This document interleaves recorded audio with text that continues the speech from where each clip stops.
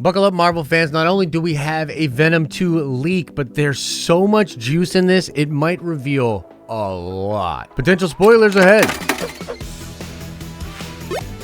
What's up, everybody? It's Josh. Welcome back to the channel. Smash that like button and let's get right into this report. This is an odd one, and I think it is flying under the radar for most Marvel fans. This is all coming from a couple of Amazon listings for Venom 2 costumes. It looks to be officially licensed costumes, and they seem to be licensed for Venom 2. Now, there's also a Carnage, which I'm going to put on the screen for you here. Looks pretty cool, okay? This is cool stuff. Now, let's pause for a second here. Let's do our due diligence. Let's be 100% honest about this.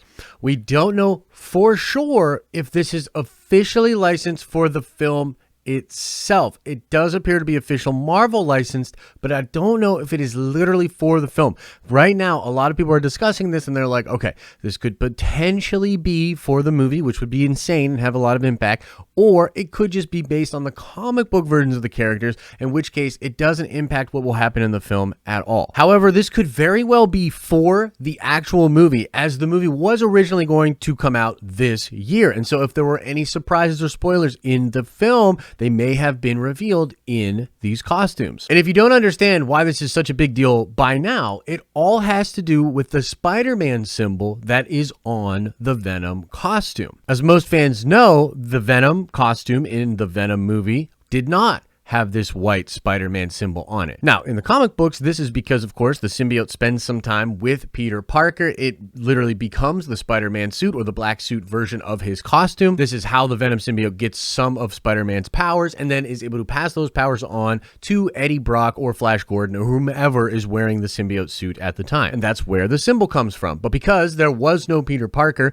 in Venom, there is no Spider-Man symbol on the suit. And so if this is real, it could potentially spoil that we will be seeing the Spider-Man symbol on the Venom outfit. Now, there's a number of different ways that this could happen and make sense, but I do also want to point out that the white symbol that is on this Venom costume actually seems a lot like the Andrew Garfield Spider-Man symbol that was used for his franchise. And why is that significant, you ask? Well, it's pretty obvious, actually. We already have a Venom in the Tobey Maguire Spider-Man universe, and we do not have a Venom in the Andrew Garfield Spider-Man universe. And this is significant because there are a lot of rumors and reports that both Andrew Garfield and Tobey Maguire will be reprising their role as separate Peter Parkers for a multiverse kind of a movie, or maybe even a series of movies that will cross over between Marvel Studios and their cinematic universe and the new and budding Sony Marvel universe of characters. Now, we already know and have been talking about for some time all of the crazy evidence that supports the fact that Sony and Marvel have figured out their beef, that Feige is helping Sony out. There's the Olivia Wilde stuff with the Spider-Woman movie that's coming. There's all these crazy rumors of Spider-Man Far From Home and Homecoming popping up on Disney Plus,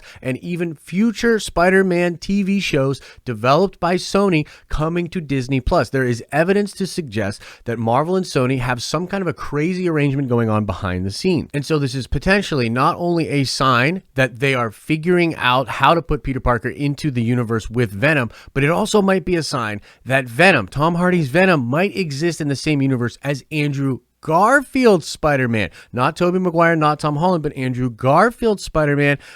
Yeah, that could be really, really interesting. Okay. Look, I want to get really, really crazy with this speculation for just a little bit, because the way I understand the Sony Marvel thing, right, is that they had this big falling out late last year.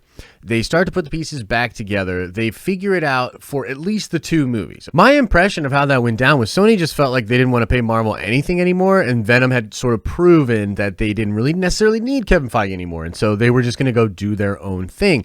But then the announcement that Tom Holland was leaving the MCU and presumably just going to go into the Sony movies, that was met with a lot of negativity from fans. Like, even though Sony's within their full rights to do so, fans kind of gave a backlash to that. And so I think Sony saw that and has now readjusted. And I truly believe that since that original falling out, the negotiations between Marvel and Sony have actually been ongoing. And so I think Feige began by getting Tom Holland for 2 movies and helping them produce Spider-Man, whatever the next one is, probably Homesick or whatever. But on top of that, and this goes back to some of that stuff, other stuff we've been talking about with these little signs here and there, we think that the deal has evolved, that it's even more connected now, and a lot of the multiverse stuff is being really integrated with Sony. This, some of us think, is because of what happened with DC fandom and the DC multiverse. A lot of people believe that after the story broke about Michael Keaton being in the Flashpoint movie, and we got to see a little bit of what they're going to do with the multiverse for DC, that Kevin Feige decided to streamline some of the multiverse ideas that he may have been holding off on. He may have also gone to Sony and explained a way in which they can have both what they want and also together outdo anything DC has the potential to do with their multiverse. And if that is true, if that deal is relatively new, if that was just negotiated perhaps during the events of the shutdown and the craziness that was 2020, then it is possible that they are altering even what will be in Venom 2. I mean, many fans had already speculated that we would be getting a Spider-Man cameo, likely with Tom Holland, a little Spider-Man cameo in Venom 2. But if you think about it, now they can potentially start to set up this absolute insane multiverse stuff that they are doing, and they can begin to set that up in Venom 2. Now, there's this interesting detail on the Amazon listing for these costumes in which it says that Carnage and Venom are both villains or enemies of Spider-Man. And again, we don't know if these costumes are totally legit.